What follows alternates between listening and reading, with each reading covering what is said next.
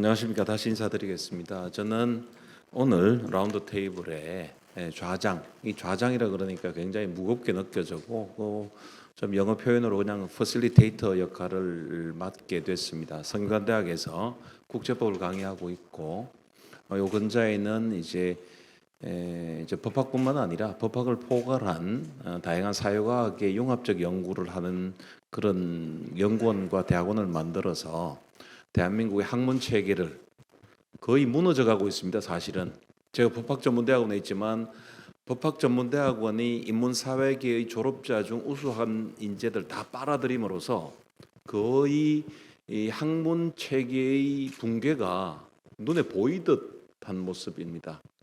이공계에서는 의학전문대학원이 생겼다가 다시 의과대학으로 돌아갔기 때문에 조금 나은 듯한 모습이지만 사실은 법학전문대학원도 지금 이런 중요한 내용을 강의하는 대학은 우리 백범석 교수가 계신 경희대학 정도 아닐까.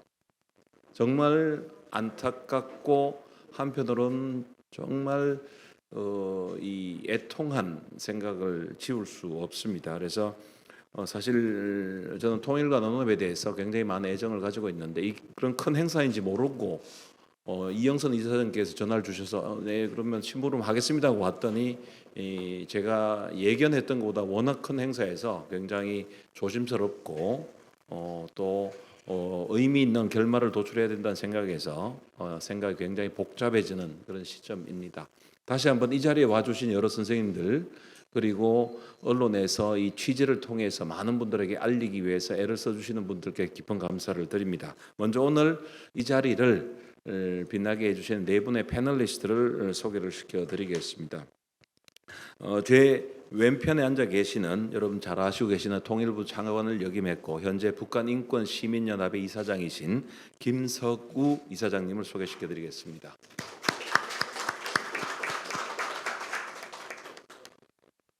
또 제 우측편에 18대 국회의원 그리고 대학에서 북과대학에서 교육을 오랫동안 하셨고 현재 물망초 이사장을 맡고 계시는 박선영 이사장님이십니다.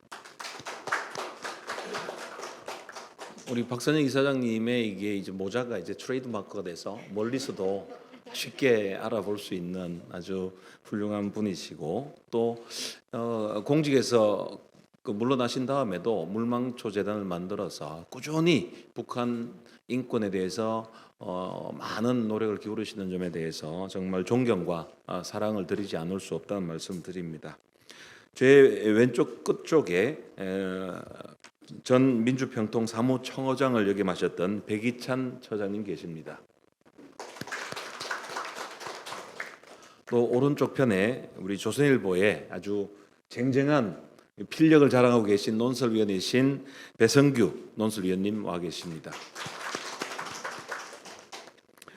저희 시간이 굉장히 제한되어 있기 때문에 제가 말씀을 좀 줄이기로 하고 저희들이 논의할 내용에 대한 화두를 던져서 패널리스트들의 의견을 돕도록 하겠습니다. 다만 제가 꼭 한 가지 드리고 싶은 말씀은 오늘 저희들 이 주제가 제중 탈북민 강제 북송 느낌표 정말 느낌표여야 되는데 느낌이 모두에게 있어야 되는데 그야말로 아주 소수의 우리 대한민국 국민들에게만 느낌표로 와 있다는 측면에서 안타까움을 금치 못하는 실정입니다.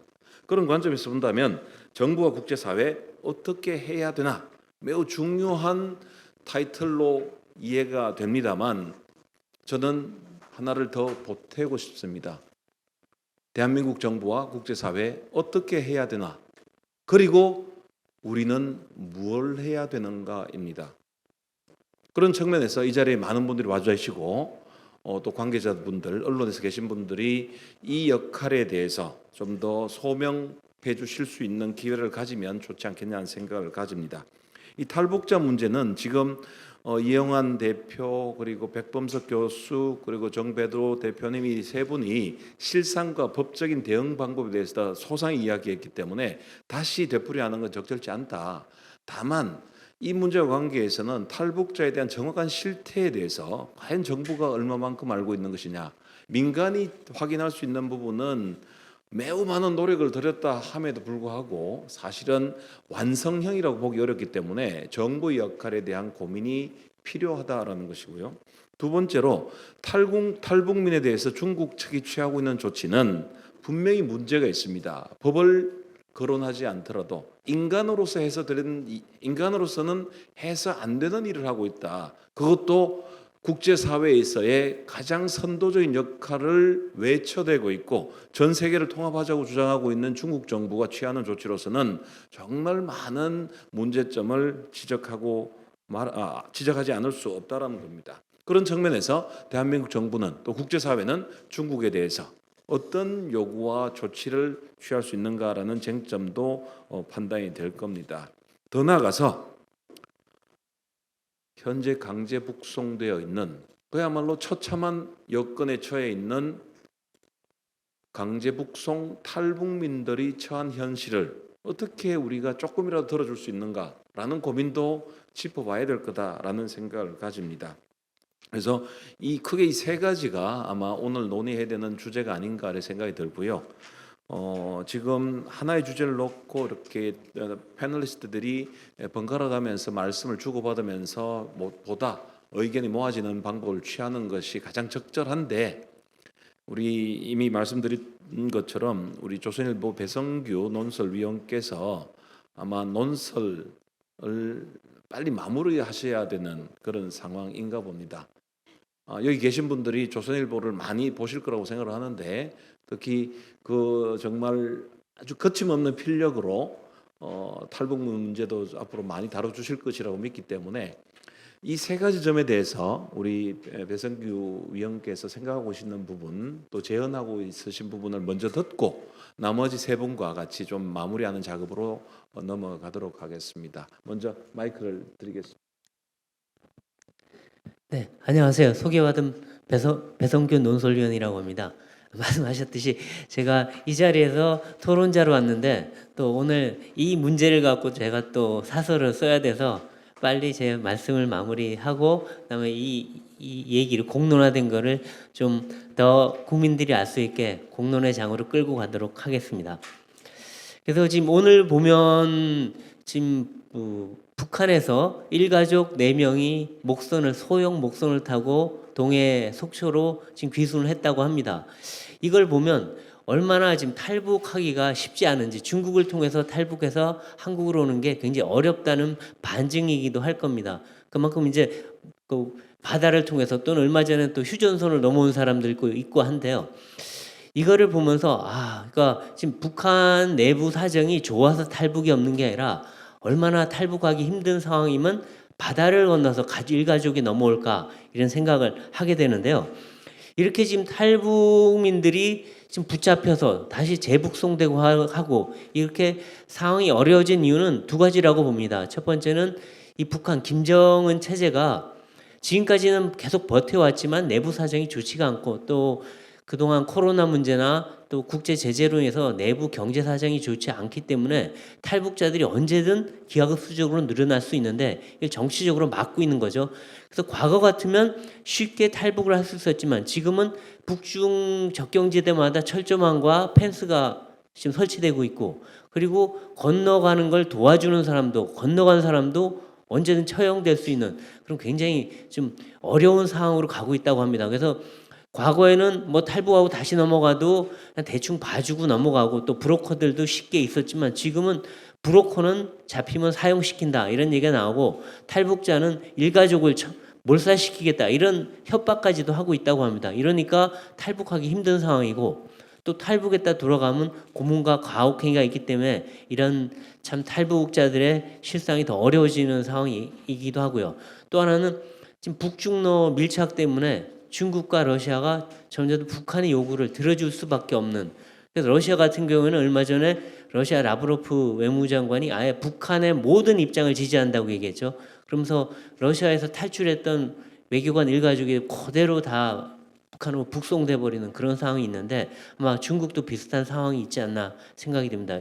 이런 북중러 밀착 때문에 북한 탈북자들의 실상이 더 어려워지고 있다고 하고요.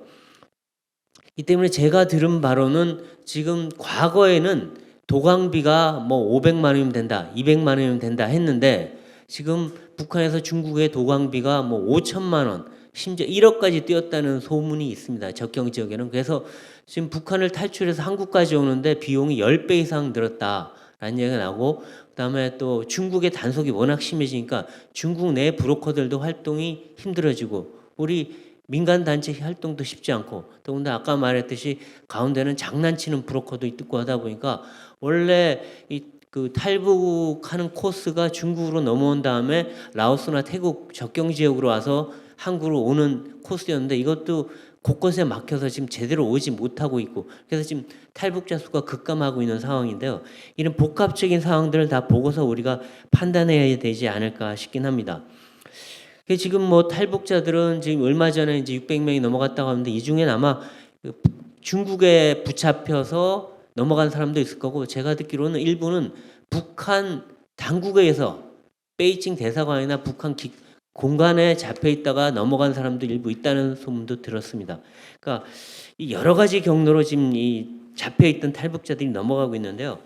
결국 이걸 막으려면 우리가 뭐 외교적으로 또 민간 단체나 국제사회 모든 방안을 다 호소해서 해야 되는데, 문제는 이렇게 해도 중국 당국의 기본적인 그 태도는 변하진 않습니다. 이 사람들을 뭐 이 난민으로 인정해서 뭐 난민으로 제3국으로 보내준다는가 이런 조치를 기대하기는 쉽지 않다고 합니다.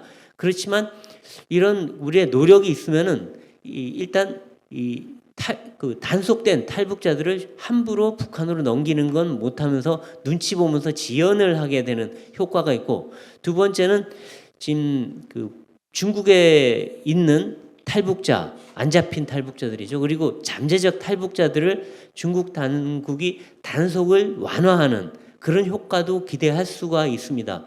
지금도 중국에는 많으면 10만 명가량의 합법적인 그 노동자들이 있다고 하거든요. 근데 이분들의 한 1-20%는 사실상 탈북 상태라고도 합니다. 그러니까 이 사람들도 합법적인 비자가 만료는 됐죠. 코로나 때문에. 하지만 비자가 있었기 때문에 단속 대상은 아닙니다만 사고 치는 순간 또는 그 자기들의 어떤 거류지들을 넘어가는 순간에 탈북자가 되거든요. 이런 사람들도 잠재적 탈북자가 될 수 있기 때문에 이 사람들의 단속을 일단 완화시키는 것도 탈북자 수를 구류되는 탈북자를 줄이는 효과가 있을 겁니다. 그래서 우리들의 외교적인 그리고 정부의 노력은 상당히 계속될 필요가 있다고 생각합니다. 근데 이제 우리 정부가 하는 그 행태가 이제 좀 그 민간 단체나 아니면 탈북민들이 보기엔 굉장히 너무 약하다 이런 지적이 있기 때문에 여기에 대해서 정부도 상당히 고민을 해봐야 될 것 같고요. 저는 두 가지를 얘기하고 싶습니다. 우리 정부가 지금 두 가지 목소리가 있거든. 조용한 외교가 더 낫다. 그다음에 두 번째는 그래도 원칙을 지켜서 할 말을 해야 된다. 두 가지가 다 나오고 있는데 어느 한 가지가 옳다고는 얘기하기가 힘듭니다. 왜냐하면 많은 탈북민 구호 운동을 했던 분들 얘기를 들으면 너무 강하게 나왔을 경우에 또 중국 정부가 오히려 반발하고 또 우리의 얘기를 안 들어줄 수 있기 때문에, 근데 제가 볼 때 두 가지를 다 병행해야 되지 않을까 싶긴 합니다. 외교부 입장에서는 어쨌든 협상을 해야 되는 당사자이기 때문에 너무 중국 당국을 비난할 수만은 없는 입장을 이해할 필요도 있습니다. 그래서 중국과 어떤 협상의 당사자이기 때문에 중국도 가려운 구석이 있거든요. 한국에 있는 중국 그 조선족들 또 중국 유학생들 거기에 또 불법으로 체류한 사람들도 분명히 있습니다. 그럼 중국이 가려운 곳이 뭔지 그쪽과 협상을 할 필요가 있다고 생각이 들어요. 그러면 외교부는 그런 걸 통해서 중국과 협상을 높일 필요가 있고요. 하지만 통일부는 또 통일부 나름대로의 원칙을 내세워서 북한 인권과 탈북민들의 인권을 충분히 얘기할 소지가 있고, 그다음에 또 마쿠에서 인권 단체들과 충분히 얘기를 해서 같이 손잡고 할 수 있는 부분이 있기 때문에 양면 전술을 쓰는 게 어떤가 저는 생각을 하고 있습니다. 그리고 또 하나는 지금 북한 중국 내에 있는 탈북 생태계가 무너져 있거든요. 아까 제가 말씀드렸듯이 북중러 밀착, 북한의 강력한 단속, 그다음에 브로커나 민간 활동의 제약, 그다음에 그 도강비의 그 급격한 인상 이런 것 때문에 지금 탈북 생태계가 무너져 있는데 이거를 뭔가 민간 영역에서 살릴 수 있는 우리 정부가 그걸 살리긴 쉽지 않거든요. 중국 내에서 활동하기가. 그렇다면 민간 단체들이 그 역할을 좀 해주면 어떨까? 그래서 통일나눔재단의 역할도 있을 수 있지 않을까 하는 생각도 듭니다. 지금 탈북 생태계 자체가 너무나 무너져서 지금은 거의 형해화되다시피 했다고 하거든요. 그럼 이거는 민간 단체가 할 영역인데 그럼 민간 단체도 그걸 하려 그러면 위험 부담도 있고 또 돈도 들고 그거를 여러 가지 측면에서 모금 활동도 하고 해서 이분들을 위한 뭔가 민간적인 영역의 활동도 한다면은 단속이 줄면은 강제 송환도 줄겠죠. 그리고 강제 송환을 막으려면 어쨌든 외교적인 노력이 필요하고 이런 삼박자를 통해서 우리가 그 강제 송환도 지연시키고 또 궁극적으로 막을 수 있고 그리고 또 민간 단체 활동을 통해서 생태계도 다시 복원하는 노력이 필요할 수 있지 않을까 싶습니다. 그리고 마지막으로는 최근에 제가 정부 당국에 들은 바로는 그 중국의 그 우리 대한 외교에 대한 강화의 인식이 좀 상당히 높아지고 있다고 합니다. 그래서 지금 리창 총리가 최근에 한국과의 교류에 대해서 대한 외교 강화에 대해서 인식을 밝혔고 또 시진핑 중국 국가 주석도 그 한중 정상회담에 대해서 아주 긍정적으로 검토한 듯한 발언도 한 적이 있습니다. 그리고 그 한중일 정상회담도 연내에 한번 추진해 보자는 얘기가 나오고 있거든요. 그렇다면 중국에 그동안에는 한국과 한중 관계가 안 좋았기 때문에 북중 관계가 굉장히 강화돼서 탈북민에 대한 송환이 이루어졌지만 만일에 한중 관계가 급속도로 혹시나 좋아질 수 있다면 시진핑 주석도 중국 당국도 함부로 우리의 목소리를 그냥 흘려들을 수 없는 그런 상황이 올 수도 있다. 그렇다면 우리가 한중 관계 강화를 통해서 탈북민 보호를 더 할 수도 있는 상황이 올 수도 있기 때문에 우리 정상회담도 한 번 더 노력을 해서 시진핑 주석과의 어떤 협상력을 한번 높이는 것도 생각해 볼 필요가 있지 않을까 생각합니다. 이상입니다. 귀한 그 말씀을 주신 것 같고 많은 내용이 함축이 되어 있습니다. 아마 좋은 말씀에 대해서 여러분들이 더 기대하시기 때문에 박수가 좀 적었던 것 같은데 아마 시간적 제약이 있어서 먼저 일어나는 것을 저희들이 양해도 하고 좋은 말씀 준비해 주신 데 대해서 큰 박수로 인사를 해주시면 고맙겠습니다.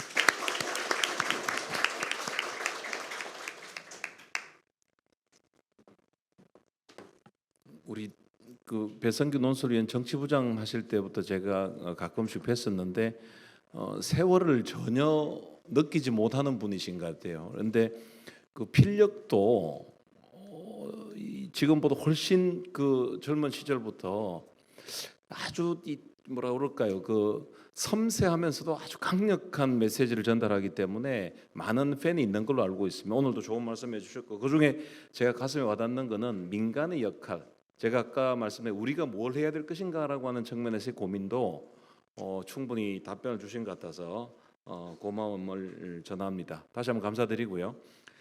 이제는 자유 토론 형식으로 진행을 하도록 하겠습니다. 먼저 우리 정부가 과연 북한 탈북자, 그 북한 이탈 주민의 실태에 대해서 얼마만큼 알고 있느냐, 알기 위해서 어떤 노력을 하고 있느냐, 그리고 안다면 거기에 대해서 어떤 대응을 해왔고 할 수 있느냐라는 관점에서 우리 정부에 대한 질문부터 한번 던져보는 게 좋겠다는 생각을 합니다.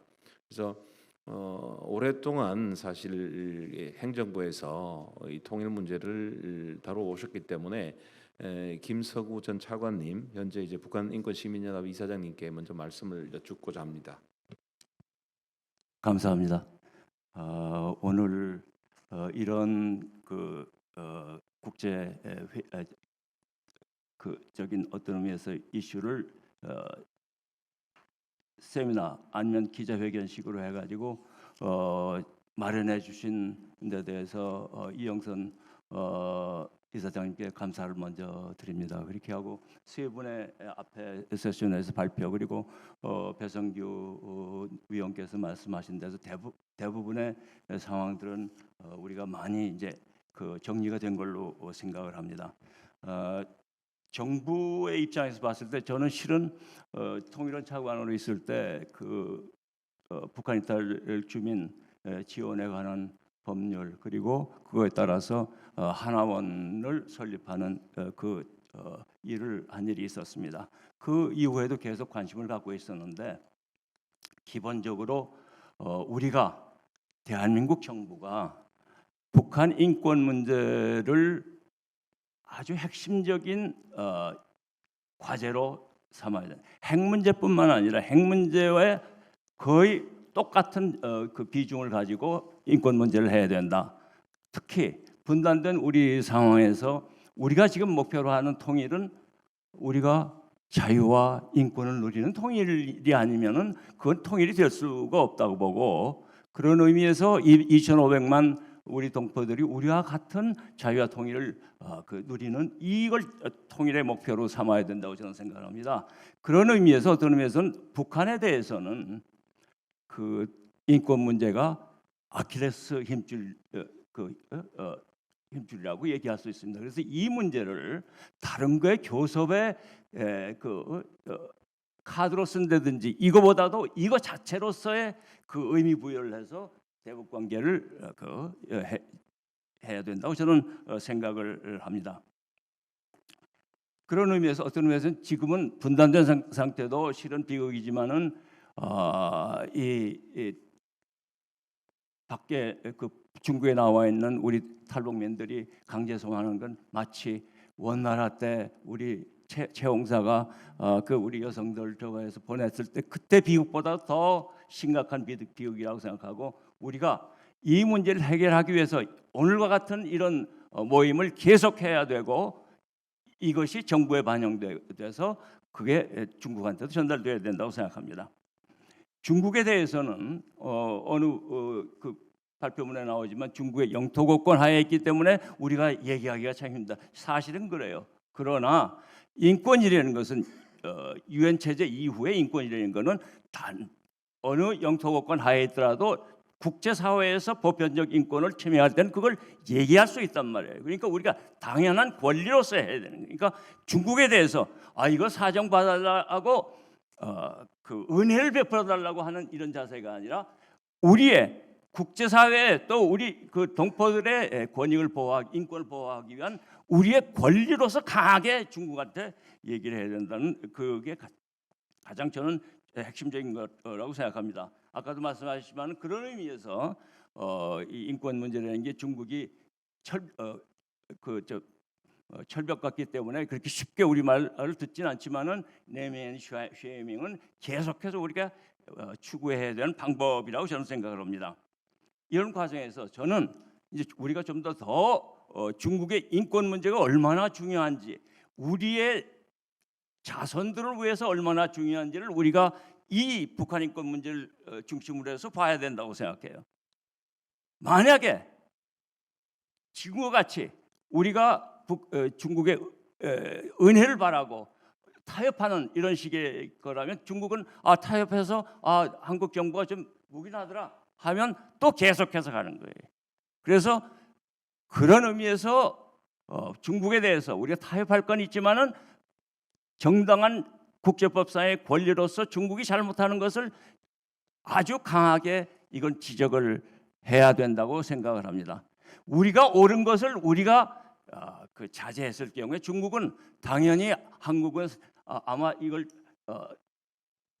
허용할 거야, 용납할 거야 이런 식으로 갈 가능성이 있고 그런 의미에서 그건 중국이 앞으로 지금 현재 그런 경향을 보이지만은 주변 국가에 대해서 자기들 마음대로 뭐든지 하겠다는 그런 방향으로 우리가 오히려 도와주는 이런 결과가 되잖아요. 그러니까 북한 인권 문제, 탈북자 문제 이것은 우리가 얘기할 수 있는 근거가 너무 강하기 때문에 이것을 정확하게 중국한테 얘기해야 된다.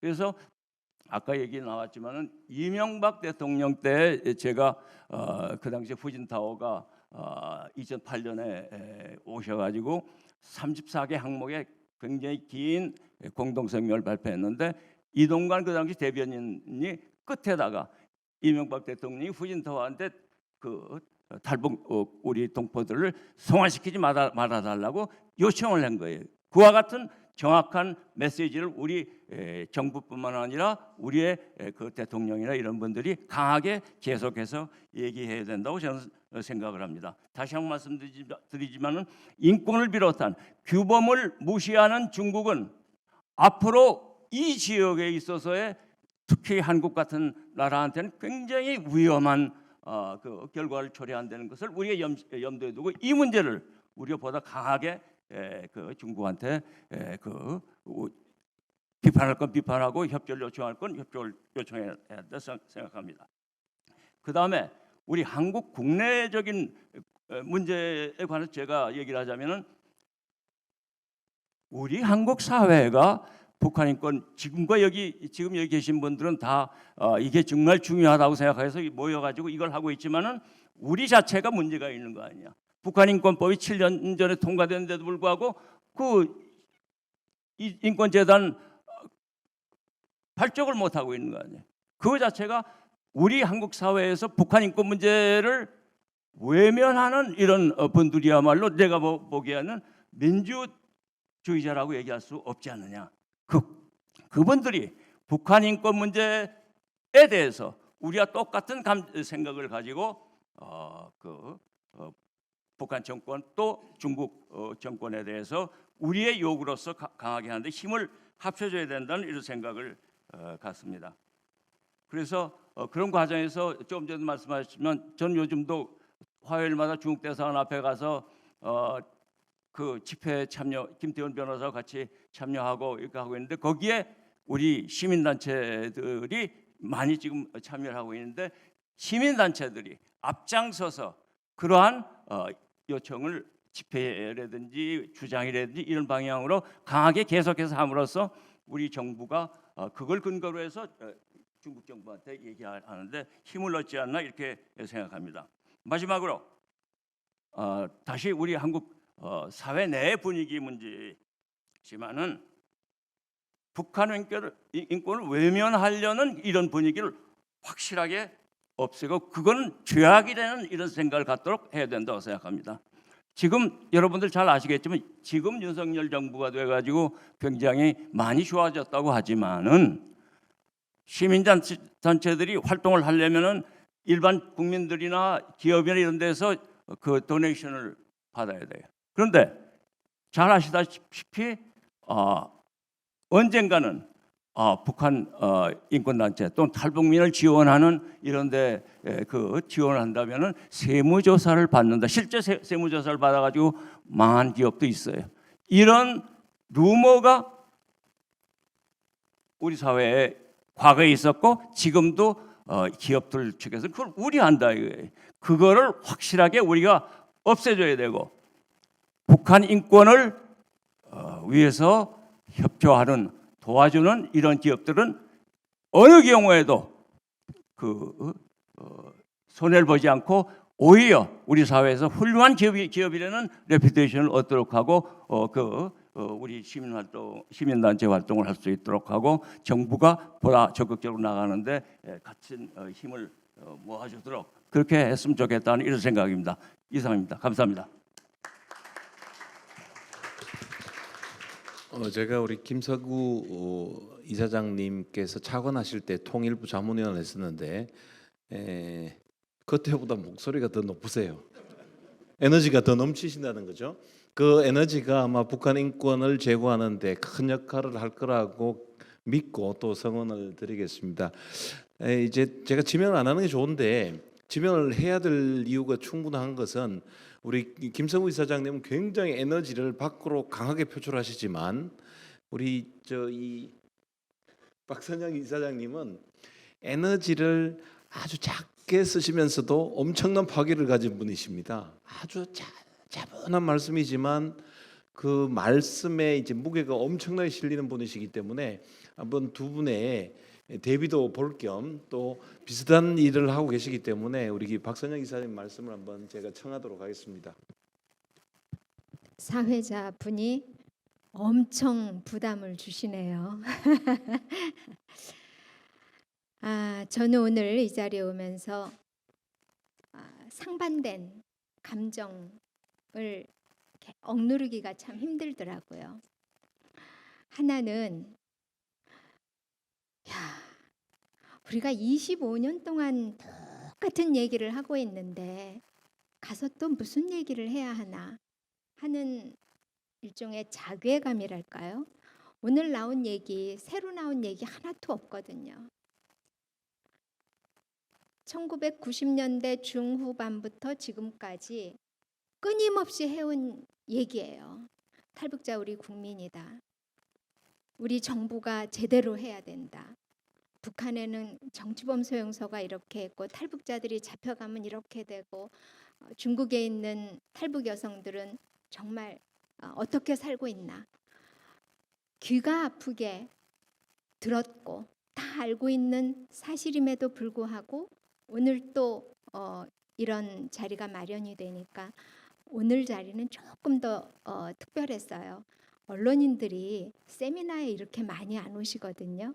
그리고 끝까지 이렇게 앉아서 계속 그 녹취하시고 하는 것도 정말 오랜만에 보는 거지만 주제는 그리고 내용은 똑같은 것의 25년 반복이다 하는 그런 생각 하나와 두 번째로는 사실은 재단법인에서는 현실 문제 아주 더 깊이 있게 들어가면 정치적으로 좀 민감할 수 있는 문제 또는 이것에 반대되는 입장을 가진 사람들로부터 공격을 받을 수 있는 주제 이런 거는 잘 안 다룹니다.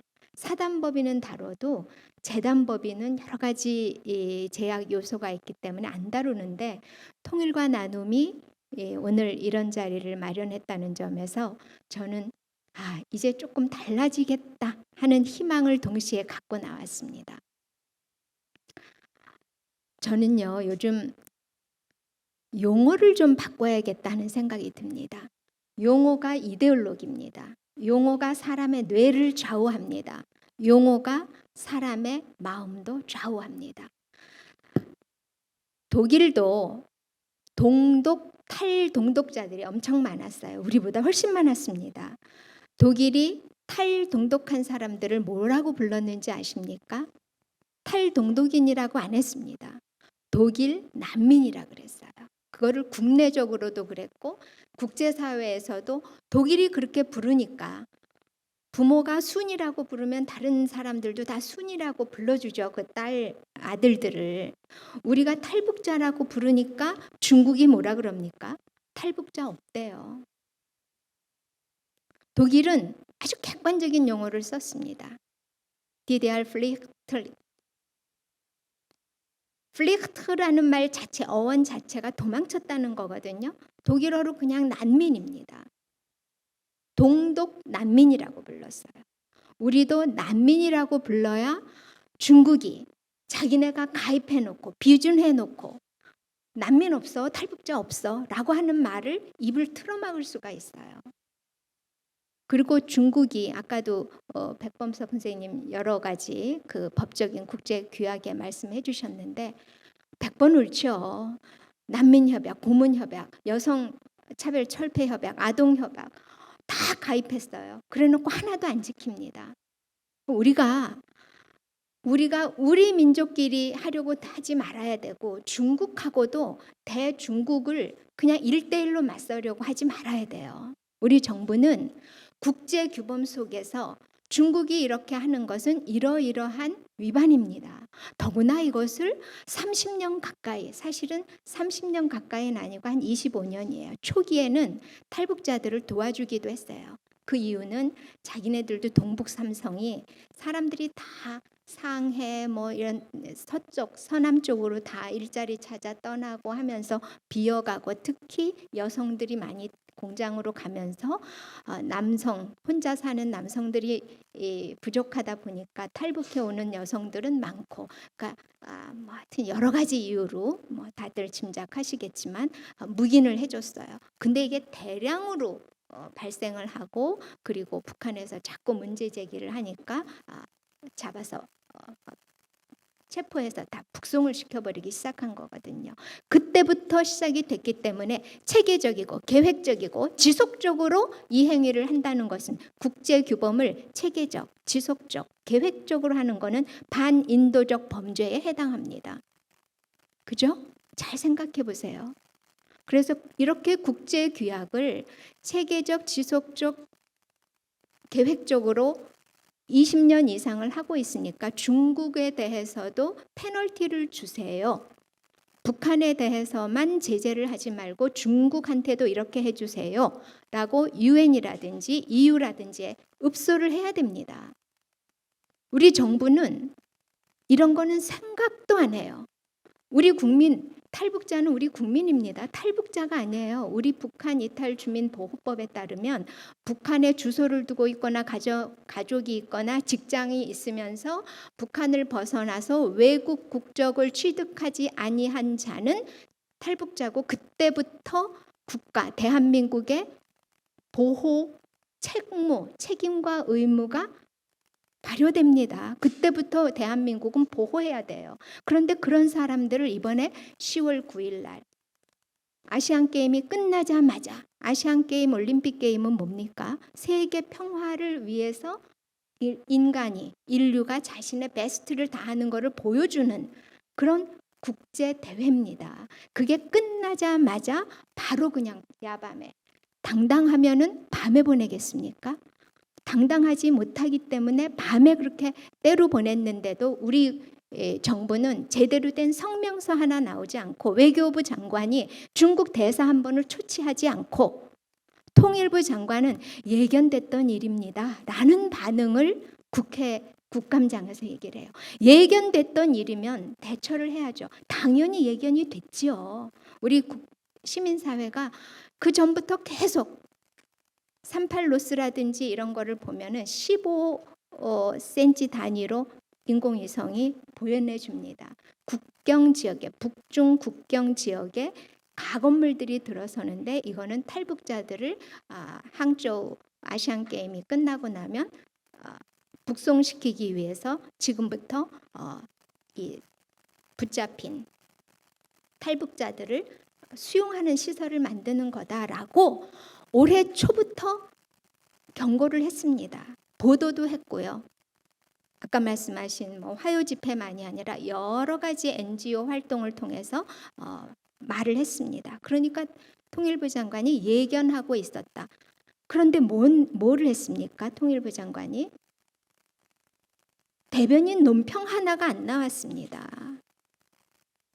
그래서 정부가 사실은 대통령이 자유라는 말씀을 많이 하시는데 독일은 탈동독자들을 동독 난민이라고 하면서 동독에 대해서 하는 모든 것에는 자유라는 걸 앞에 붙였습니다. 잘 아시는 프라이카우프, 돈 주고 자유를 사온다.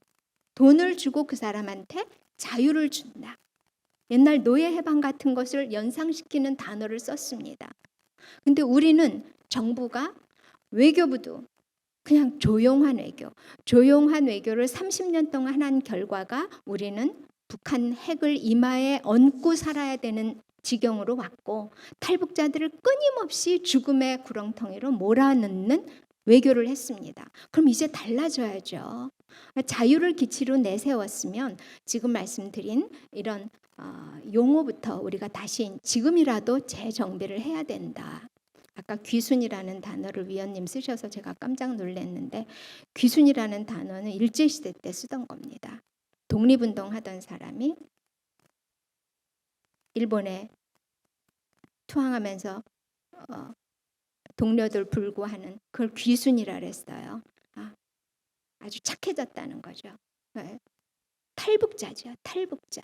근데 북한을 넘어온 사람들은 시기적으로 보면 월남한 사람. 이 사람들은 6.25 전후로 그러니까 38선이 그어지자마자 공산 치하에서는 살 수가 없어라는 것을 느낀 배운 사람들. 지주 계급, 그 다음에 종교가 있는 사람들이 월남을 해오기 시작을 했고요. 이게 월남 6.25 끝나고 나서부터는 귀순자라고 불렀습니다. 주로 군인들이, 인민군들이 넘어왔기 때문에 귀순자라는 인민군이 넘어왔으니까 귀순자라고 했죠. 그 중에는 일반인들도 넘어왔지만 그리고 대량 탈북이 사태가 벌어지면서 탈북자라고 했습니다. 자, 정부 다시 태어나야 됩니다. 지금 보면은요. 국가정보원장 외교관 출신입니다. 외교부 장관 국회의원 출신이지만 외무고시를 한 사람이고요. 그 다음에 통일부 차관, 통일부 장관은 학자 출신이지만 통일부 차관 대사 출신입니다. 외교관 출신입니다. 저는 대통령이 왜 이런 인사를 했을까? 저는 모르죠. 직접 물어보질 않았으니까 모르지만 제 생각에는 남북 문제를 국제 규범 안에서 이걸로 풀려고 하는 의도가 저는 인사에 강하게 반영이 됐다라고 받아들였어요. 그렇게 변해야 됩니다. 그래서 예를 들면 아까도 중국에 대해서 유엔에 가서 중국이 이번에 유엔 인권 이사국이 됐습니다. 16개 나라 중에 러시아는 떨어졌고요. 15개 나라 새로 뽑았는데 러시아는 떨어졌고 중국은 새로 들어갔습니다.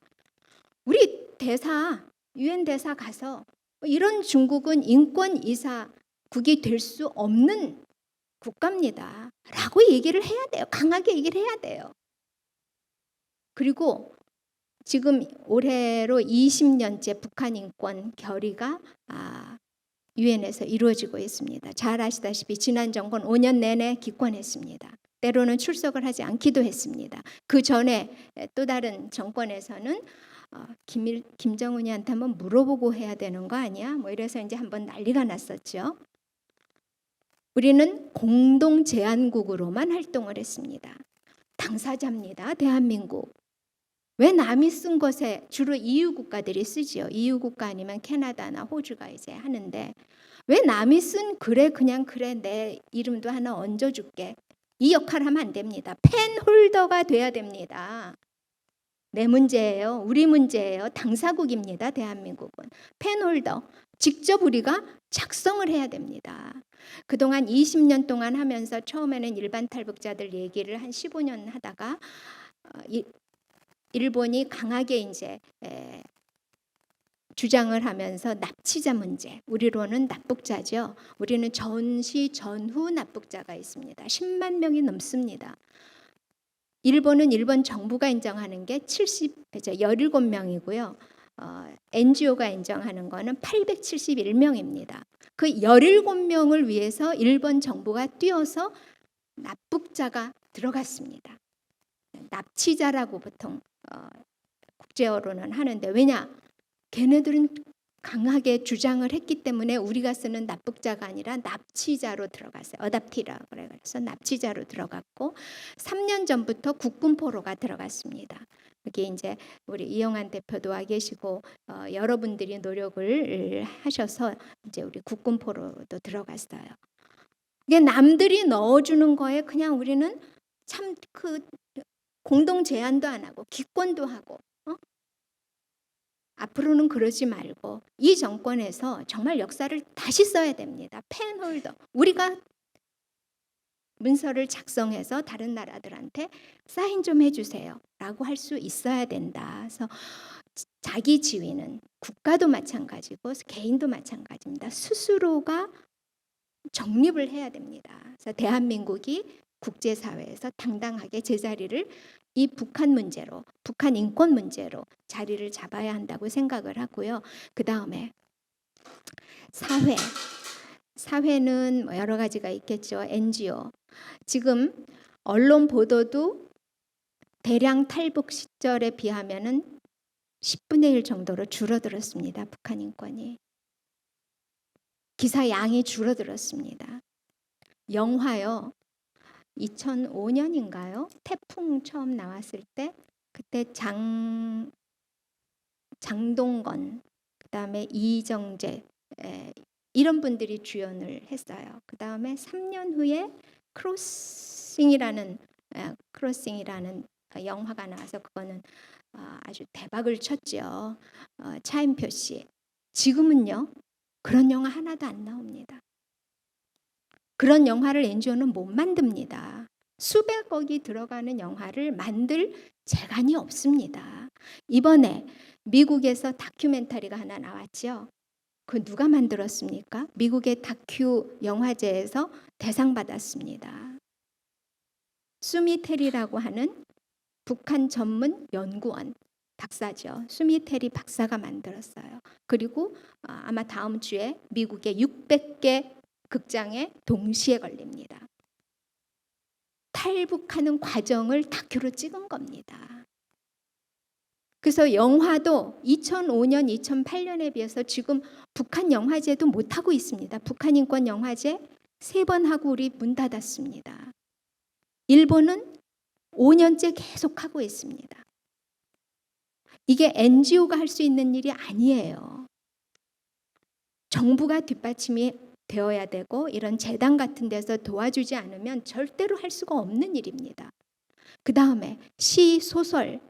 저는 대한민국이 노벨 문학상을 받을 수 있는 거는 6.25 소재는 이미 지나갔습니다. 탈북자를 가지고 시, 소설을 제대로 쓰면 이거는 노벨 문학상, 노벨 의학상도 마찬가지입니다. 탈북자들이 겪는 트라우마, 이 트라우마는요. 지금까지 정신분석학, 정신과 선생님들이 썼던 어떤 트라우마 치료법도 사실 잘 적용이 안 되는 그 정말 특별한 트라우마 유형입니다. 이거를 가지고 연구를 하면은 제가 볼 때는 노벨 의학상감인데 이것도 연구하시는 분들이 없습니다.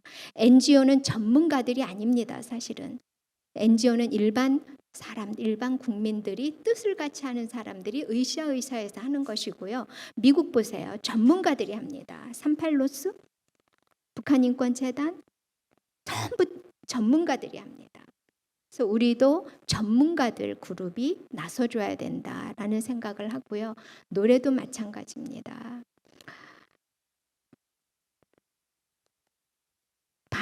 이 탈북자들을 배신자라고 하는 사람들이 모이는 집회에는 그 집회를 상징하는 노래들이 있습니다. 5.18 상징 노래가 있죠. 탈북자 상징 노래 아직도 없습니다. 1990년대 중반부터 쏟아지기 시작한 이 탈북자들이 정말 그들을 상징하는 노래가 없습니다. 그래서 문화, 사회, 정부, 단체 같이 손을 잡을 때 시너지 효과가 나는 것이지 그러지 못하기 때문에 북한 인권운동은 제가 볼 때 NGO 수는 늘었지만 그 강도나 국민에 대한 어필이나 효과나 이런 것들은 반감된 상태다. 이런 말씀을 드리면서 아까 제가 시작할 때 여기 올 때 2가지 그 착착함과 기대가 많았다고 그랬는데 지금 마치면서도 똑같습니다. 그래서 한편 참 착하고요. 여기 오늘 언론인들도 많이 오시고 지금 전문가분들도 많이 계신데 다시 한번 우리가 패러다임을 짜는 그런 기회가 됐으면 좋겠다라는 생각을 하면서 이런 자리 마련해 주신 통일과 나눔에 감사드립니다. 고맙습니다.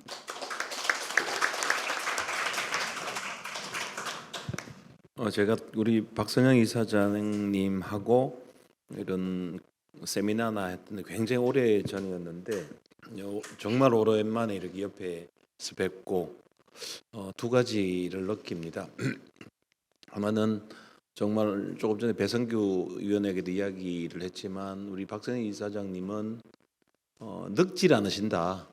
그게 신체적으로뿐만 아니라 두뇌 활동도 똑같다. 지금 들으셨겠지만 아주 정확한 용어 그리고 말에 번복이 없는 아주 매끈한 이야기를 하신다는 것은 그만큼 노력을 많이 하시는 걸로 생각이 드는데 정말 와닿는 이야기는 저도 북한 인권 시민연합에 예전에 이제 그 북한 이야기를 할 때마다 자주 초청을 받아서 가서 토론도 하고 사회도 보고 이랬었는데요. 지금 박선영 이사장 하신 말씀처럼 똑같은 이야기를 되풀이하고 있습니다. 그러나 되풀이할 수밖에 없는 상황이기 때문에 되풀이라도 해야 되는 그런 환경에 있는 우리의 모습을 조금이라도 발전시킬 수 있는 기회가 되는 것이 오늘 통일과 나눔이 개최한 긴급 프레스 컨퍼런스가 아닌가 이렇게 생각을 합니다. 특히 이제 저도 언론에서 봤습니다마는 탈북 루트를 다큐멘터리로 찍어서 미국의 전역에서 동시에 상영하게 돼 있는 그 영화에 대한 기사를 봤고 그런 내용들이 지금 이사장님 말씀하신 아주 창의적인 접근을 통해서 이 북한 인권을 조금이라도 더 널리 알리고 효과적으로 반응을 끌어낸다면 그게 굉장히 의미가 있지 않겠는가 그런 생각을 갖게 되었습니다. 아주 정말 명확한 타겟을 잡아서 지적을 해주셨고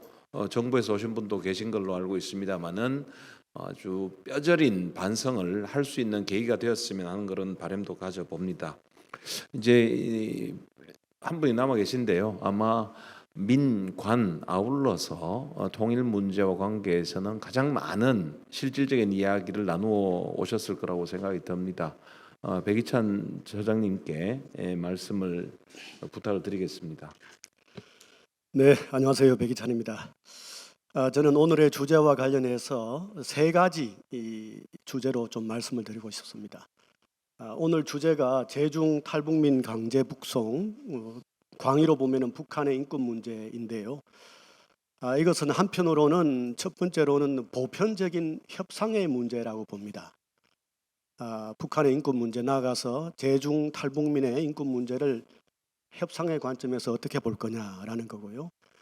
두 번째는 아까 박선영 이사장님도 말씀을 하셨지만 독일에서는 이 동독의 인권 문제를 어떻게 풀었는가, 거기서부터 우리는 어떤 교훈을 얻을 수 있는가, 여기에 대해서 우리가 좀 더 새로운 접근이 필요하다라는 주제고요.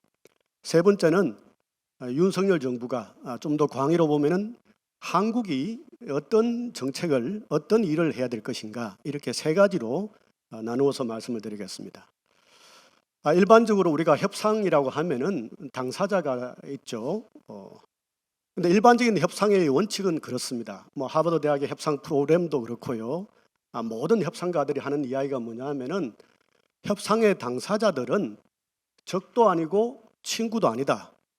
공동의 문제 해결자다, 이렇게 이야기를 해요. 그런데 이 제중 탈북자 또는 북한의 인권 문제는 사실은 단순하게 양자 협상의 문제가 아니에요. 거기에는 제중 탈북민이라는 그 별도의 카테고리가 존재하는 거죠. 북한 인권이라는 별도의 카테고리가 있어서 이것은 저는 어떤 측면에서 보면은 인질 협상과 조금 유사한 그런 형태를 띠고 있다, 이렇게 생각을 합니다. 협상을 성공시키기 위해서는 로버트 누킨이라는 하버드 대학의 협상 프로그램 책임자가 그렇게 이야기했어요. 만일 협상을 해서 긍정적인 결과를 얻을 수 있다면은 악마와도 협상을 해야 된다고 그랬어요. 그런데 협상에서 긍정적 결과를 얻지 못하면은 싸움을 준비하라, 이렇게 이야기를 하거든요. 자, 여기서 우리가 협상을 해서 성공하기 위해서는, 긍정적 효과를 얻기 위해서는 결국은 적도 아니고 친구도 아니고 공동의 문제 해결자로 인식하는 것이 필요한데, 그런데 인지를 둘러싼 협상에서는 조금 달라져요. 왜냐하면은 거기에 대해서는 상호 거기에 영향력을 행사할 수 있는 가능성이 차단되어 있기 때문이에요. 그래서 이 게리 네스너라는 FBI에서 30년 동안 인질 협상을 했던 협상 전문가가 썼던 책에서 이렇게 나와 있어요.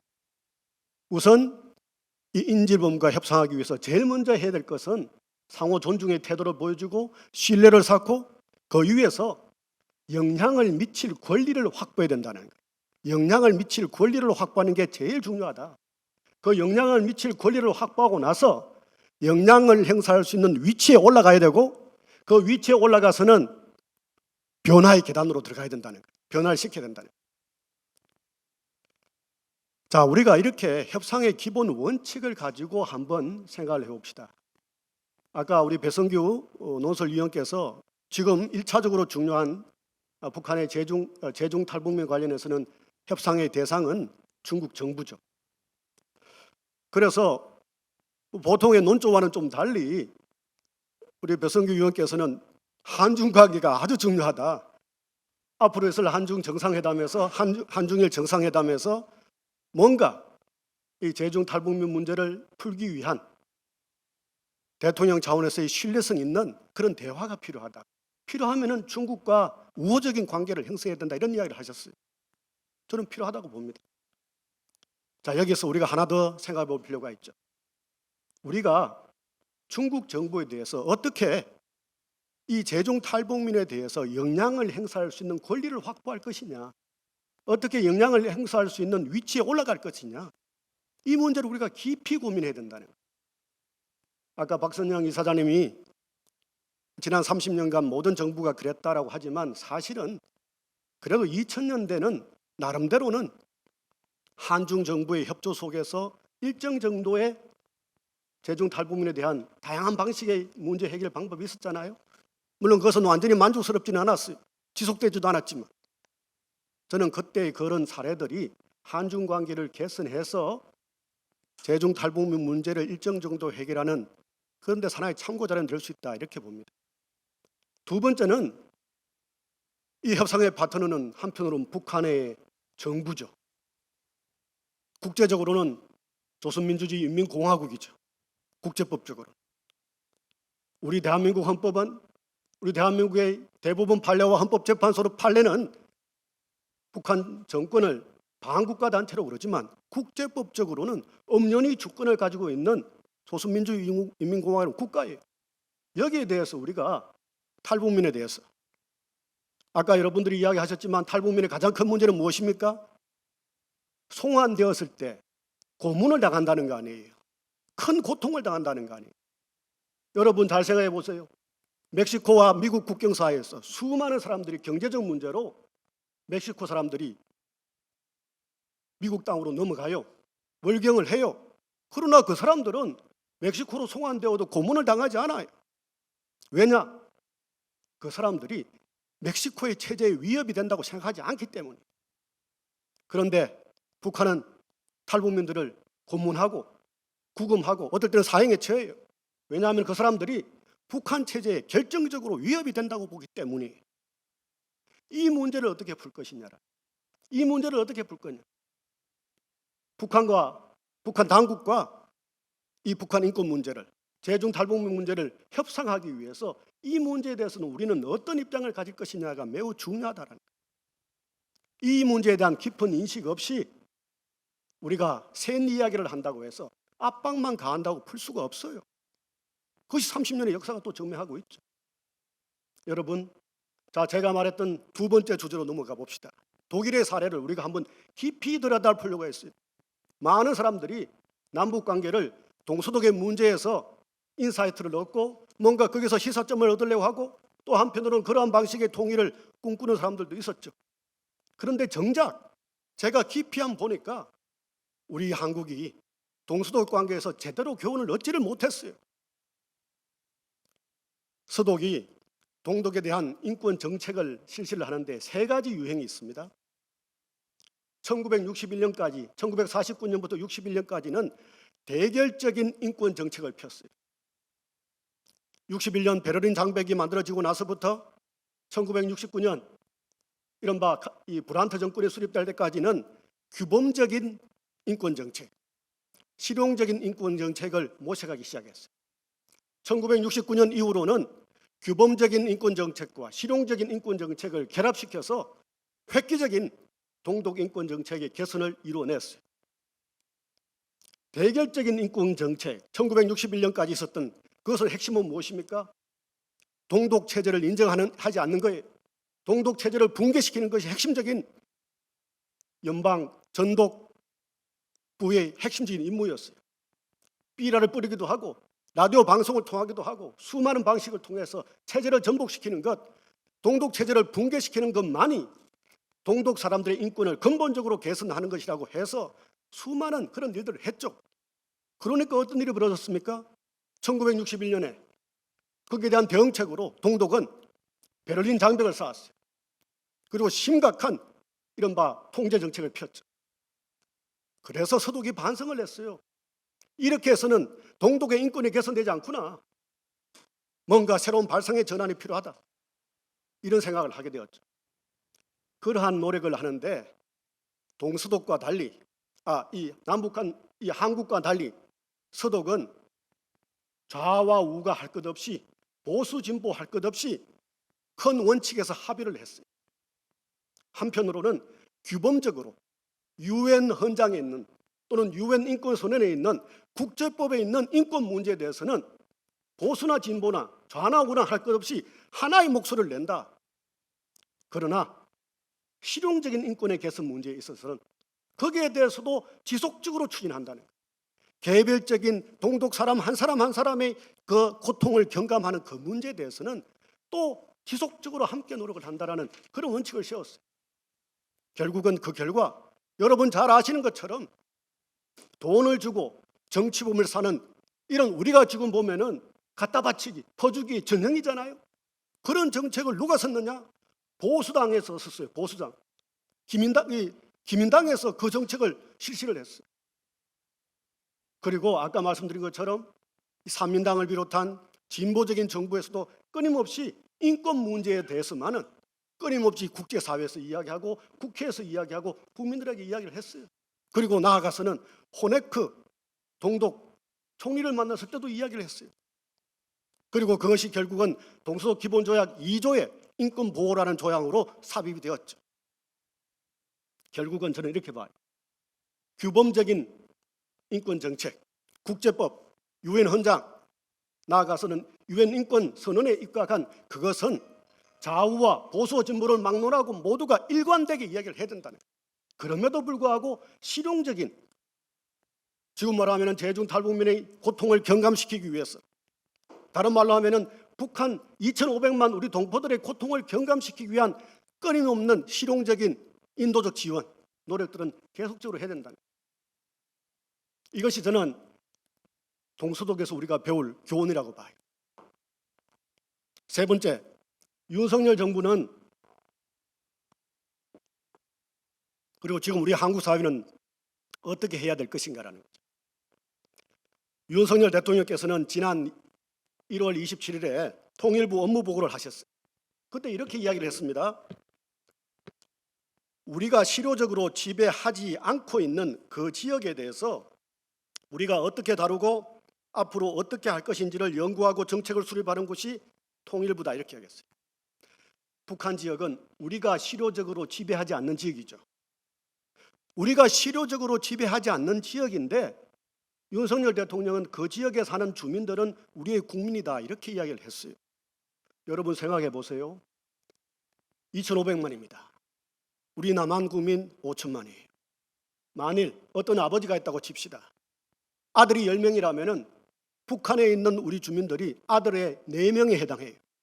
전체 10명의 아들 중에 4명이나 저렇게 심각한 고통에 처하고 있다면 여러분 어떻게 해야 되겠습니까? 그 아들 4명을 데리고 다니는 그 사람을 만나야 될 거 아니에요. 그 사람을 만나가지고 어떻게 우리 아들 잘 돌보게 할 것인지를 이야기해야 될 거 아닙니까? 그런데 윤석열 대통령은 그 북한 지역을 실효적으로 지배하고 있는 북한 정권에 대해서 한마디도 하지 않았어요. 한마디도 대화하는 이야기를 하지 않았어요. 저는 이것은 모순이라고 봐요. 자, 여러분 한번 생각해 봅시다. 북한 지역은 여러분 아시다시피 엄연한 국제법적으로는 주권국가예요. 이 주권국가가 갖고 있는 그 지역에 사는 주민들에 대해서 우리가 마음대로 할 수가 있는 게 하나도 없어요. 저는 이 문제에 대해서 이렇게 생각을 해요. 여러분 잘 아시는 것처럼 서독에서 16년간이나 외교부 장관을 한 겐시어라는 사람이 있죠. 1974년부터 1990년까지 보수 진보 정당 할 것 없이 16년간 외교부 장관을 했던 겐시어가 이런 말을 했어요. 1985년 독일 의회 연설에서 이렇게 이야기했어요.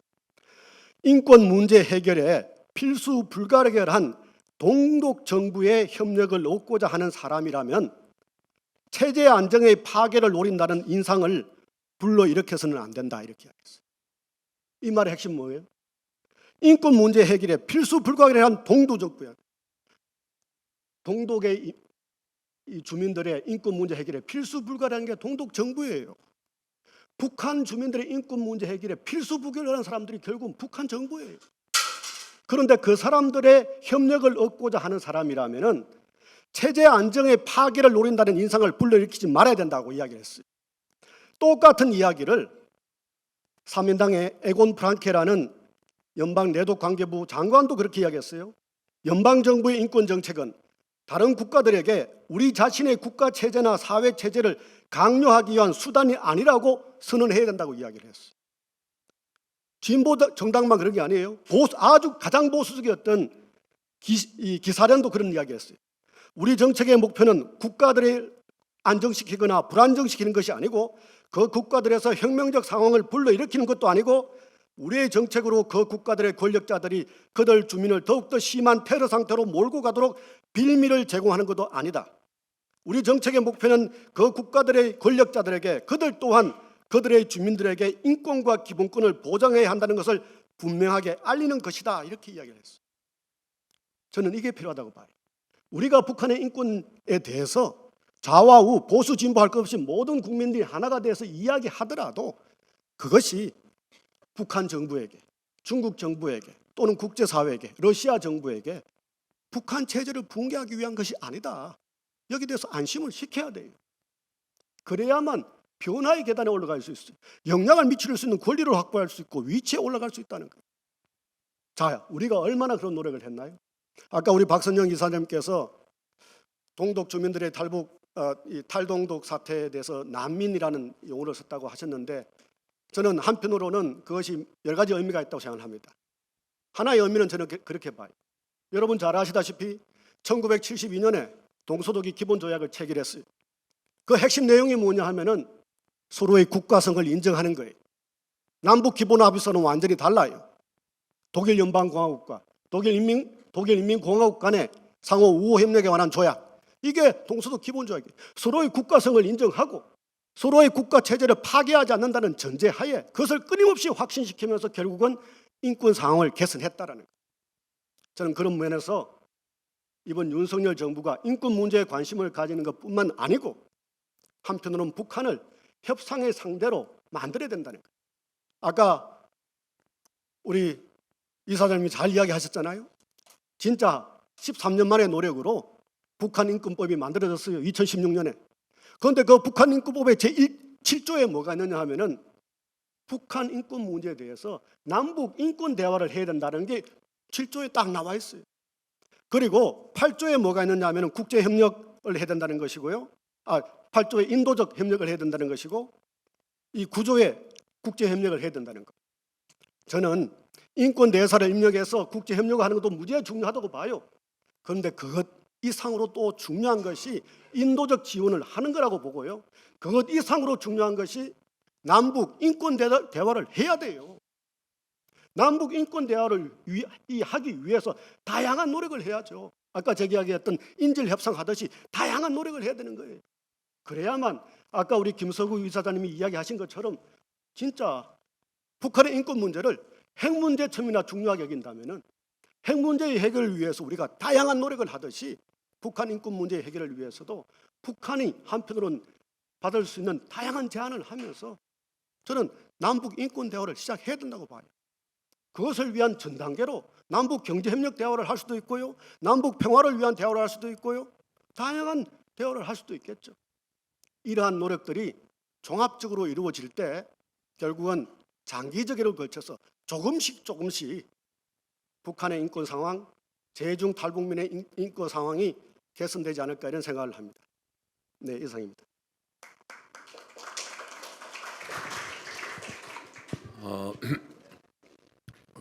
굉장히 이 다양한 시각이 존재하고 있는 문제가 인권 문제입니다.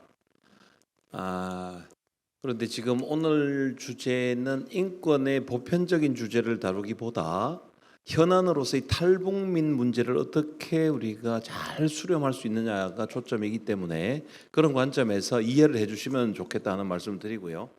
시간이 거의 다 됐거나 지났거나 뭐 그런 상황입니다. 그렇지만 세 분들이 워낙 큰 역할들을 하시면서 생각들을 많이 갖고 계시기 때문에 혹시 빠뜨린 게 있으시면 한 1분씩이라도 더 말씀하실 수 있도록 기회를 드리면 어떨까 싶습니다.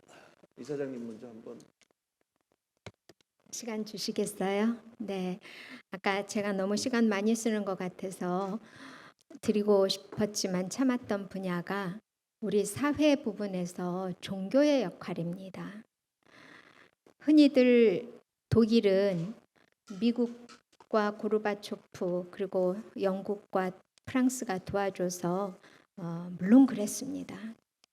통일이 됐다고 우리가 생각하지만 NGO를 하고 있는 제 입장에서 보면 독일 통일은 동독 사람들이 간절히 원했기 때문이다. 그 라이프치히에서 아주 작은 교회에서 매주 월요일 날 모여서 처음에는 지식인들이 기도를 하기 시작했습니다. 여러분 잘 아시는 메르켈 총리 아버지가 목사님이었고 동독 서독이 갈리니까 서독에 있던 메르켈 총리 아버지가 동독으로 들어가요. 공산주의는 종교를 말살하기 때문에 내가 가서 그 종교를 이어줘야 된다. 뭐 반드시 그렇기 때문은 아니겠지만 많은 종교인들이 우리는 기독교를 믿는 사람들이 내려왔는데 동독에는 서독에 있던 목사님들이 많이 올라가셨어요. 그리고 베를린 장벽이 무너지기 직전에는 그 자그마한 교회에 앞에 이렇게 걔네는 플라자 문화니까 광장이 넘쳐나도록 동독 사람들이 모여서 우리에게 자유를 주세요 하는 기도를 한 겁니다. 그 열기가 저는 동독의 그 공무원들이 더 이상 누를 수 없는 지경에 이르렀다고 느꼈으리라고 생각을 합니다. 뭐 외교부 장관이 술이 취해서 어느 여기자가 묻는데 이렇게 대답을 하는 바람에 베를린 벽이 무너졌다. 그거는 팩트이기는 하지만 제가 볼 때는 그렇습니다. 우리는요. 지금 한국에 와 있는 3만 5천 명의 탈북자들 우리 교회 수가 얼마입니까? 우리 탈북자들이 사실 우리 사회에서 두 발을 딛고 잘 살아가는 모습이 북한에 들어가면 북한은 확 변해버립니다. 그런데 한국에 와 있는 탈북자들의 삶이 매우 열악합니다. 잘 아시겠지만 국군포로 삶도 너무 열악하고요. 그래서 와 있는 탈북 그 가족들이 너는 오지 마. 내가 돈 벌어서 보내줄게. 100만 원만 보내줘도 너 잘 살잖아. 내가 돈 보내줄게. 너는 오지 마. 이런 통화를 하는 동안 통일은 점점 멀어져 가고 북한은 점점 그 옹벽이 두껍고 높아질 수밖에 없습니다. 그래서 저는 종교의 역할이 굉장히 중요하고요. 실제로 서독은 모든 지원을 교회를 통해서 했습니다. 정부가 안 했습니다. 정부가 직접 하지 않았습니다. 그러면서 항상 조건을 걸었죠. 저 초소 없애, 저 초소 10m만 왼쪽으로 옮겨, 오른쪽으로 옮겨. 그게 큰 의미가 없어도 반드시 반대급부를 요구했습니다. 우리는 어떻게 했냐? 그냥 종교인들, 스님도 그렇고 신부님, 목사님들 방북할 때는 다 그냥 돈가방들 들고 가서 개인 플레이로 이렇게 했죠. 그거 빨리 바뀌어야 됩니다. 그래서 종교의 역할이 굉장히 중요하다. 이게 교회가 됐던 성당이 됐던 절이든. 그래서 우리가 사회라고 하는 거는 가정도 사회입니다. The smallest society is a family. 가족이 변해야 사회가 변하는데 이 가족을 구성하고 있는 거는 학교, 종교, 그다음에 동창회 모든 사람의 모임은 다 사회입니다.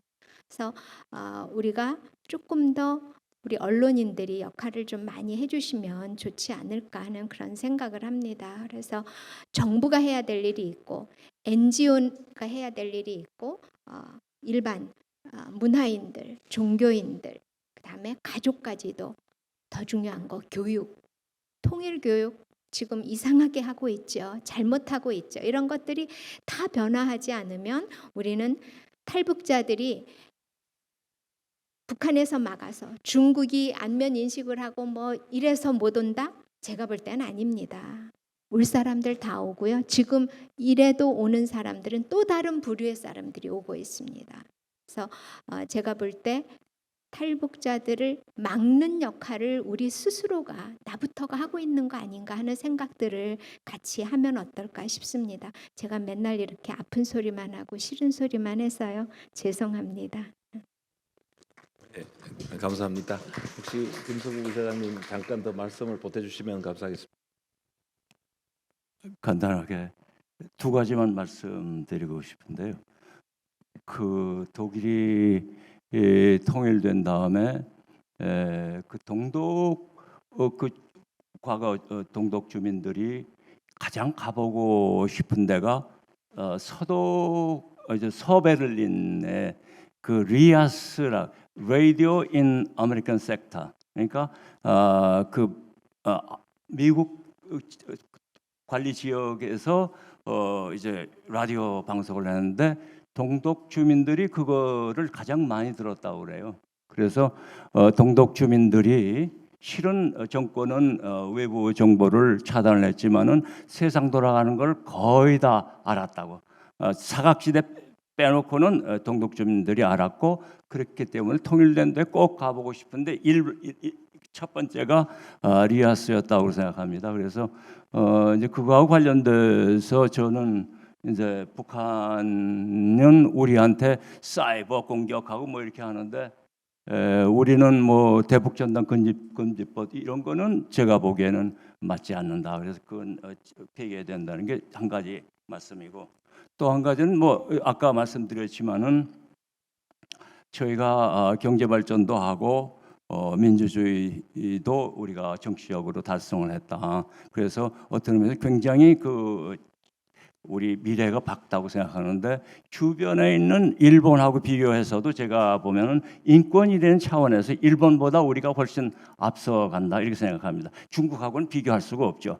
그래서 저의 꿈은 이 어려운 문제를 우리가 해결함으로써 우리 이 대한민국이 이 소위 전 세계적으로 인권 사각지대라고 하는 이 동북아에서 등대 역할을 해야 된다.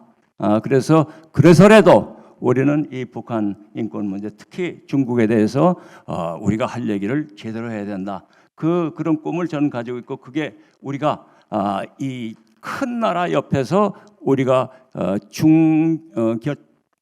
작은 나라라고 얘기할 수 있는데, 이 작은 나라가 큰 나라를 견제할 수 있는 굉장히 중요한 수단은 인권이다. 이걸 다시 한번 저는 강조하고 싶었습니다. 감사합니다.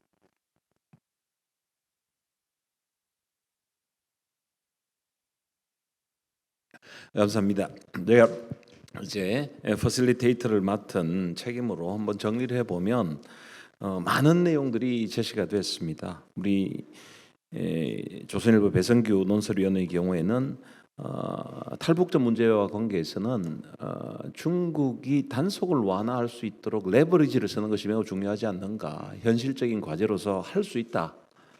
뿐만 아니라 민간의 노력이 거기에 덧보태져야 된다라는 말씀이 아마 핵심이었던 것 같습니다. 그리고 김석우 이사장님 말씀은 결국 북한과의 관계에서도 가장 중요한 바탕이 되는 것은 인권 문제이고, 이와 관계에서 중국과의 관계에서 우리의 의사를 명백하고 정확하게 전달하는 것이 출발점이 되어야 된다는 말씀이셨습니다. 뿐만 아니라 한국 사회 내에서 인식 변화가 필요하다는 말씀도 덧붙여 주셨습니다. 그리고 박선영 이사장님께서는 용어도 좀 정확히 쓰자. 저도 이 법학자들이 용어에 굉장히 집착하는데 용어 하나가 재판의 결과를 뒤바꾸거든요. 그래서 사실은 저는 우리 정부가 법을 만들면서 북한 이탈 주민 보호에 관한 법률 매우 조심스럽게 접근을 했지만 뜻은 담겨 있지 않다라고 생각을 합니다. 그런 측면에서 이제 동일한 입장을 가지고 있는데요. 이 발상의 전환이 매우 중요한 시점이 아닌가. 그래야만 기존에 해왔던 모든 동일한 이야기의 되풀이에서 탈피할 수 있을 거다라는 말씀을 주신 것 같습니다. 더욱이 중국에 대해서 국제사회를 향해서 중국이 나쁜 짓 하는 부분을 명백히 알리고 그들에게 제재가 요구되어야 한다는 것을 명시해야 되는 노력을 우리가 하자. 뿐만 아니라 북한 인권 문제에 대해서 우리가 따라가는 게 아니라 주도적 역할을 해야 되는 당사자가 아닌가라는 말씀, 덧붙여서 창의적인 아이디어를 통해서 북한 인권 문제를 볼 수 있는 시각이 필요하다, 그런 시점이다라는 말씀이 가장 중요하게 와닿았습니다. 저는 인권 문제 전반에 대해서 이야기하지는 않겠습니다. 제가 국제법을 전공을 하고 34년을 대학에서 국제법 강의를 했는데 로스쿨 들어서 인권 강의를 못합니다. 로스쿨은 로스쿨이 아니라 로스쿨로 바뀌어 있습니다. 종래에 신림동 학원 이야기했지만 지금은 더더욱 심화된 형태로 변호사 시험에 몰입하는 상황으로 빠져 있습니다. 로스쿨 와서 변호 시험 안 되면 법과대학 가서 사법 시험 안 된 것하고는 완전히 차원이 달라지기 때문에 그런 상황에 놓여 있다. 가장 중요한 인권 문제조차 교육이 이루어지지 않고 있다. 이 문제는 대한민국의 실상이 어떠한지를 모든 사람들이 경제적인 문제에 초점을 맞춰 진행하고 있기 때문에 북한 탈북자들이 겪는 고통에 대한 고민은 그다지 많이 하지 않는다. 죽음도 무릅쓰고 탈북하는 사람들이거든요. 죽음을 무릅쓰는 위험이 어디 있습니까? 북한에 있는 겁니다. 지금 백이찬 차장님 말씀하신 부분에 대해서 전반적으로 동의를 하지만 제일 큰 문제는 뭔가 하면 북한의 인권 문제가 야기되는 가장 중요한 기반이 북한 체제 때문이거든요. 중국이 국제인권규약이 2개가 있는데 A규약, B규약 2개 중 하나만 들어갔습니다. 사회권에만 들어갔거든요. 사회권은 규약 자체에서 점진적으로 해결하라고 되어 있습니다. 먹고 사는 문제거든요. 먹고 사는 문제는 나라님도 해결을 못한다. 서서히 할 수밖에 없다. 그러나 해라는 거거든요. 그런데 정치적 권리에 관한 규약은 중국이 가입하고 있지 않습니다. 그 규약은 규약상에 명시적으로 빨리 고쳐라 되어 있습니다. 중국도 못한다는 것이죠. 그래서 사실상 현실이 보여주고 있는 그런 측면이 있고 북한에서 탈북하는 사람들의 대부분이 알려진 바로는 경제적 이유 때문이라고 그러거든요. 그런데 그 경제적 이유가 어디에서 출발하느냐? 북한 체제가 가지고 있는 특성 때문에 그렇다. 여러분들이 갖고 계시는 자료에 보면 중국 대사가 한국에서 탈북 문제에서 국회에서 이야기를 하니까 중국 체제를 이해해달라고 한다면 우리도 우리 이야기를 해야 되는 건 맞거든요. 그래서 상호적인 측면이 반드시 따라와야 된다는 말씀을 꼭 드리고 싶고요. 그런 관점에서 저는 앞서 모두에서 말씀드린 것처럼 우리가 할 일이 뭐냐라는 것이어야 되는데 통일과 나눔은 여러 가지 좋은 일들을 많이 하고 있습니다. 그래서 민간 차원에서 할 수 있는 가능한 영역을 찾아서 행하고 있지만 정부가 해야 될 일은 바로 통일 교육이 이루어져야 되는데 통일 교육의 핵심이 뭐냐라는 겁니다. 통일은 우리의 소원이어서 되는 것이 아니라 북한에 있는 우리 동족들의 참상을 극복할 수 있는 수단이 될 수 있다는 것을 젊은 학생들부터 어린 학생들부터 인식을 시켜야 되는 겁니다. 그런데 잘 아시지만 정치인들 중에 절반 정도는 제일 먼저 이야기하는 남북 문제에서의 이슈가 있습니다. 민족이거든요. 그런데 그네들이 민족을 이야기하면서 북한 정부하고만 이야기하려고 합니다. 근데 저는 북한 정부라고 하지만 백이찬 차장님이 정부라고 이야기하셨기 때문에 쓰지만 저는 국제법학자지만 적어도 국제법상 북한은 국가이기도 하고 국가가 아니기도 합니다. 왜냐하면 국가성에 대한 인정은 해당 국가와의 관계에서 발생하는 것이기 때문에 지금 현재 미국도 일본도 대한민국도 그리고 서유럽의 적지 않은 국가들도 북한과의 정상적인 외교 관계를 맺고 있지 아니하므로 그들과의 관계에서는 국제법적인 관점에서는 국가가 아닌 것으로 되어 있고 북한과 외교 관계를 맺은 국가의 입장에서는 국가가 되는 것이죠. 그렇기 때문에 미국의 국무성 대변인이나 백악관 대변인 이야기할 때 가끔씩 North Korean Government라고 했다가 또 더 많은 숫자로 North Korean Authority라는 표현을 쓰고 있는 것들도 그런 관점이기 때문에 해석적인 차이는 있다는 말씀을 드리고요. 그래서 인권 이야기를 제일 많이 하는 집단이 북한 인권 이야기를 안 한다고 하는 것도 굉장히 모순되는 상황이다. 그런데 북한에 살고 있는 주민 모두의 인권을 우리가 한꺼번에 해결하기에는 너무나 어렵기 때문에 점진적으로 가야 되는 건 맞지만 당장 발등에 불러서 죽음을 무릅쓰고 북한을 탈출해 나온 북한 주민들에 대한 대한민국 정부와 대한민국 국민들이 해야 될 일은 명백하다. 그들이 그 감옥 같은 지옥 같은 곳으로 되돌려 보내지지 않도록 해야 되는 노력을 조금씩이라도 해야 된다. 박선영 이사님이 말씀하신 것처럼 민간단체 그들이 일할 수 있는 기반을 만들어줘야 되는데요. 제가 TV에서 많은 구호단체가 내놓고 있는 참혹한 현상과 돈 달라고 하는 요청을 볼 때마다 사실 가슴이 찢어집니다. 그 모든 곳에 제가 돈을 보낼 수는 없지만 그런데 탈북민을 위한 그럼 방송에 안 나오거든요. 왜? 모르긴 하지만 그 방송할 광고를 낼 경비가 쉽지 않을 겁니다. 방송국 무료 봉사하는 거 아닌 걸로 알고 있거든요. 그래서 저는 사실 이런 문제와 이런 계기에 언론이 많이 보고 있다면 이런 것들이 제대로 국민들에게 전달이 돼서 나는 그래도 대한민국에서 어려운 상황이지만 내가 짓밟히지 않고 내가 노력하면서 살 수 있고 어렵더라면 정부가 또 구호 조치를 취해주고 여러 가지 조치가 있지만 북한 주민들은 그렇지 못하고 그들 중에 탈북한 사람들에 대해서는 우리가 좀 시급성을 가지고 조치를 해야 된다. 그러기 위해서 저도 국제법 학자이지만 국제법 이야기는 사실상 명분입니다. 실효적인 조치로 이어지는 것이 굉장히 오랜 시간과 노력이 필요합니다. 그러나 그건 계속 이야기를 해야 되지만 실용적이고 실질적인 효과가 나타날 수 있는 차원에서의 노력을 해야 된다. 그것이 바로 우리가 해야 될 부분이 아닌가 이렇게 생각을 합니다. 통일과 나눔 매우 중요한 재단법인으로 출범을 했습니다. 통일의 출발점과 끝은 결국 한국인이라는 사람들끼리 동질성을 확보해 있는 것이고 동질성이 확보되지 아니하고 계속해서 이격되어 있다면 제도적 정치적으로 통일이 이루어지더라도 다시 갈라질 겁니다. 결국 통일의 가장 중요한 출발점과 목표점은 같은 지역에 살고 있는 동일한 민족들끼리 동일한 시가에서 동일한 환경 하에 살 수 있는 인권적 기반이 제대로 갖춰질 때 이루어지는 것이다.